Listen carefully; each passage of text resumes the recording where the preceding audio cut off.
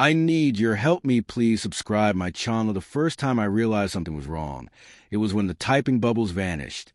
That tiny flicker of hope, the little 3 dots that promised a reply, disappeared, leaving only silence so heavy it pressed against my chest.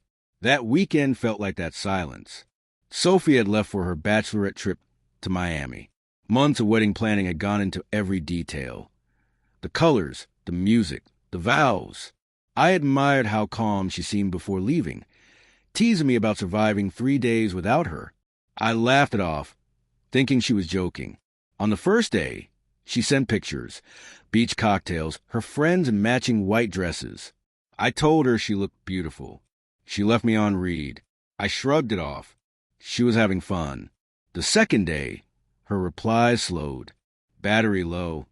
Busy, talk later. And then nothing. By evening, when I tried calling, I heard it, the dull tone of being blocked. My messages stopped delivering. At first came panic, then confusion, and finally a creeping sense of humiliation. You don't block your fiancé during a bachelorette trip, not unless something is seriously wrong. I reached out to her best friend, Mia, the one who had always been kind to me, who once said Sophie was lucky to have someone so patient. I sent a simple message. Please just tell me she's safe. I'm not trying to start anything. 2 hours later, my phone buzzed. It wasn't Sophie. It was Mia. Her first message was shaky, barely legible. Then another came. She's not who you think she is. And then, I need to tell you something. I stared at those words for a full minute, my heartbeat hammering in my ears. She's not who you think she is. The phrase twisted inside me like a knife. I typed immediately. What do you mean? Is she okay? No reply, just a tiny scene icon. Then a few minutes later, another message appeared. I shouldn't be the one to tell you this, but you deserve to know. She's been seeing someone else. This trip is not just a party. My breath caught. The world seemed to shrink. I reread the words over and over, hoping I had misunderstood, but each time they landed with the same crushing weight.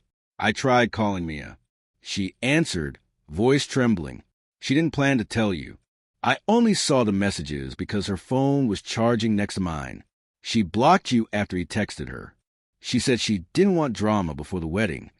It felt like every second dragged through thick glass. My mind flooded with memories. Late-night work calls, the sudden guarded phone, the strange new perfume she said came from a friend. All the signs I had ignored out of trust. I asked quietly, Mia, is she with him now? Silence. Then a soft, broken whisper. Yes. That single word shattered everything. Mia started to cry. I'm sorry. I shouldn't have said anything. But when I read your message, I just wanted to know she was safe. You still care so much, and she doesn't deserve that. For a moment, I couldn't even respond. I just sat there, phone pressed in my ear, listening to someone else cry over the woman I was supposed to marry. That night, I didn't sleep. I stared at our wedding invitation, stacked neatly on the desk, her name beside mine in elegant gold script, mocking me with every curve. Outside, the world was silent, but inside, my thoughts roared. I replayed the past few months. How she seemed distracted at dinner, how her laughter had softened, become distant, like it belonged to someone else. I remembered asking her once if she was happy. She smiled. Of course I am. Don't overthink things. Maybe I should have. At 3 a.m., Mia called again. Her voice was raw and hoarse from crying. She's still asleep, she said. The others don't know what's going on, but she told me before bed that she doesn't love you anymore. She just doesn't know how to say it. There it was, the truth. Simple, brutal, final. I didn't respond to Sophie. Instead, I typed one last message to Mia.